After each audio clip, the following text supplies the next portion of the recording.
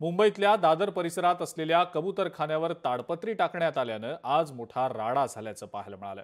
जैन समाज रस्त्यावर उतरला। अत्यंत आक्रमक असं हे आंदोलन झालं। यानंतर काही काळ तणावाचं वातावरणही पाहायला मिळालं। पाहुयात या सगळ्या संदर्भातला हा एक स्पेशल रिपोर्ट। खोलेंगे खोलेंगे खोलेंगे कबूतरखाना खोलेंगे खोलेंगे खोलेंगे कबूतरखाना खोलेंगे खोलेंगे खोलेंगे कबूतरखाना खोलेंगे। कबूतरखान्यावरून दादरमध्ये राडा। जय श्रीरामच्या घोषणा देत आंदोलक एकवटले। पोलीस आणि आंदोलकांमध्ये बाचाबाची। आंदोलकांवर कारवाई होणार। वेळ 10:20 एरवी सतत वर्दळीचा परिसर असलेल्या दादरच्या कबूतरखान्याजवळ अचानक चलबिचल सुरू झाली। हा म्हणता शुरू करो कबूतरखाना शुरू करो या आरोळ्यांनी, या घोषणांनी कबूतरखाना गजबजू लागला।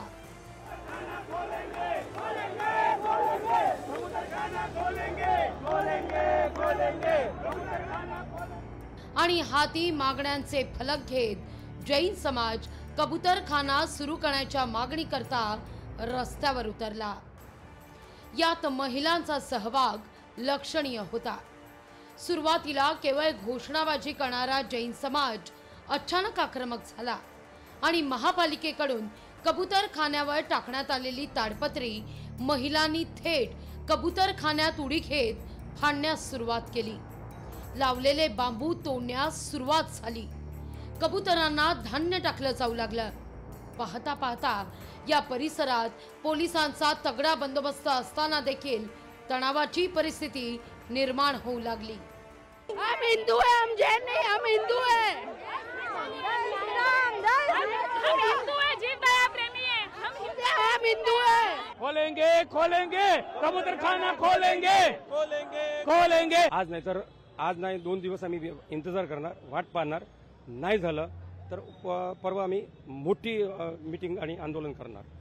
हमारा आंदोलन नहीं है ये, हमारा ये स्वतःस्फूर्त जीवा दया के लिए काम है।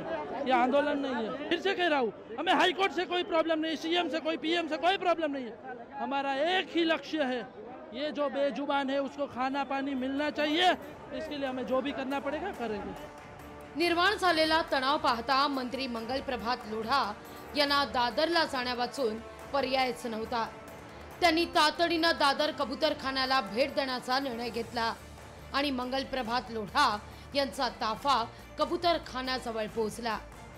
कबूतरखान्याजवळच्या जैन मंदिराला भेट देत तिथल्या ट्रस्टींशी चर्चा केली आणि जे घडलं ते दुर्दैवी असून ते बाहेरील लोकांनी केल्याचं मंगल प्रभात लोढा म्हणाले।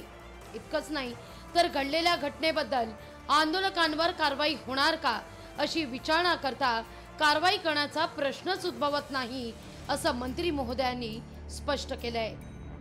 ट्रस्टियांशी पण बोललो। ट्रस्टियांचं म्हणणं आहे ते बाहेरचे लोक आले होते, त्याने केला। ट्रस्टियाचा यामध्ये काय रोल नाही आहे। त्याने काल मीटिंग, आजची मीटिंग पोस्टपोन केली होती। काल माननीय मुख्यमंत्रीजीने आदेश दिला, जे निर्देश दिला ते त्यांच्यासाठी समाधानकारक होता। काही लोकांनी इथे येऊन घुसून ते जे काही केलं आहे त्यामध्ये जैन समाज किंवा साधू संत समाजमध्ये कोणी त्यांच्याकडे बरोबर नाही आहे। आम्ही कोई कानून हातमध्ये ते घेणार नाही आहे। घडलेल्या घटनेसंदर्भात मंदिर ट्रस्टींनी देखील आपली भूमिका स्पष्ट केली। आम्ही आंदोलन रद्द केलं होतं असं सांगत घडलेल्या घटनेनंतर त्यांनी हात झटकले आहेत। कल जब सरकार ने ये निर्णय घोषित किया तो हमने पूरा आंदोलन बंद कर दिया था। कुछ लोगों को समाचार नहीं मिला, वही लोग आए। अगर हम आंदोलन करते तो 40,000 50,000 लोग इकट्ठे होते, लेकिन आंदोलन नहीं किया। जो 2, 4, 5, 10,000 लोग इकट्ठा हुए वो अपने आप दर्शन करने के लिए आए। जिनको समाचार नहीं मिला तो वो यहाँ तक पहुँच गए। बाकी आंदोलन नहीं था और न किसी संस्था ने इसका मुखियागिरी की है। आता हा सगळा मुद्दा तापला म्हटल्यावर राजकीय वर्तुळातून देखील यावर प्रतिक्रिया उमटू लागल्या आहेत। कबूतरखाना बंद करत असताना पर्यायी व्यवस्था करायला हवी होती असं रोहित पवार म्हणतायत। तर इतकी वर्ष आजार होत नव्हता का अशी विचारणा किशोरी पेडणेकरांनी केली आहे। तर राजकीय पाठबळाशिवाय अशा घटना घडणं निव्वळ अशक्य अशी प्रतिक्रिया मनसेकडून व्यक्त होतीये। नाही बघा, आंदोलन एका भावनेतून झालेलं आहे, कारवाई कोणावरही तिथं झाली नाही पाहिजे. भावनेच्या भरात आणि ते सुद्धा माणुसकीच्या नात्याने हे सर्व लोक एकत्रित आले. कारवाई अजिबात त्यांच्यावर त्या ठिकाणी झाली नाही पाहिजे. तिथं सरकारली भूमिका घेत असताना समजून घेऊन काय भावना आहे लोकांच्या ह्या समजून घेणं पण तितकंच महत्त्वाचं. आज अचानक कबूतर खाण्यावर कोणाची तरी मामी मेली म्हणून लगेच अगदी त्याच्यावर उपाय योजना करायला लागले, ते लोकांना आवडलेलं नाहीये. आम्ही वाटतं याच्यामध्ये लोक भरडली जात आहेत, पशु पक्षी प्राणी भरडले जात आहेत, कोणच सुरक्षित नाही असं आता वाटायला लागलंय. जैन समाज हा अतिशय शांतप्रिय समाज आहे आणि त्यांच्याकडून आज जे काही दादरला झालेलं आहे ते आश्चर्यकारक आहे.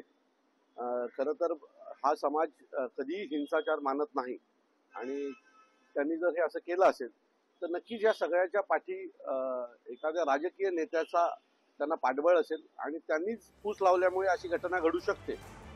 या सगळ्या प्रकरणी शेवटी न्यायव्यवस्था सर्वोच्च आहे. मात्र जनतेच्या मनात नेमकं काय आहे हे जाणून घेणं सुद्धा तितकंच महत्त्वाचं, अशी भूमिका यावर उपमुख्यमंत्री अजित पवारही व्यक्त करतायत. संजय गांधी उद्यान आणि इतर ज्या काही मोकळ्या जागा आहेत, मोकळ्या की जिथं नागरिकांचा संबंध जास्त येत नाही, जसं नागरिकांना राहण्याचा अधिकार आहे तसं पशुपक्ष्यांना पण त्यांच्या त्यांच्या एरियामध्ये जगण्याचा राहण्याचा अधिकार हा निसर्गाने दिलेला आहे. लोढा साहेबांनी पण सांगितलं की बाबा सरकारची पण भूमिका अतिशय सकारात्मक आहे आणि आपण सगळे मिळून एकमेकाला त्याच्यात सहकार्य केलं पाहिजे.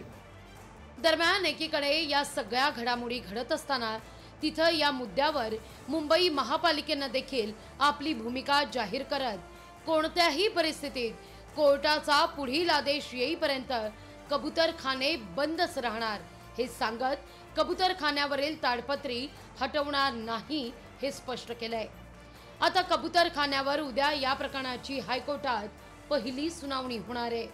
यात काय निर्णय होतो हे पाहणं महत्त्वाचं असेल.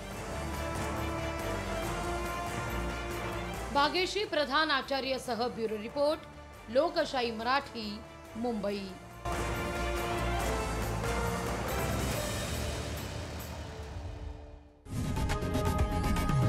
लोकशाही मराठी ऐका, पहा, जागरूक रहा.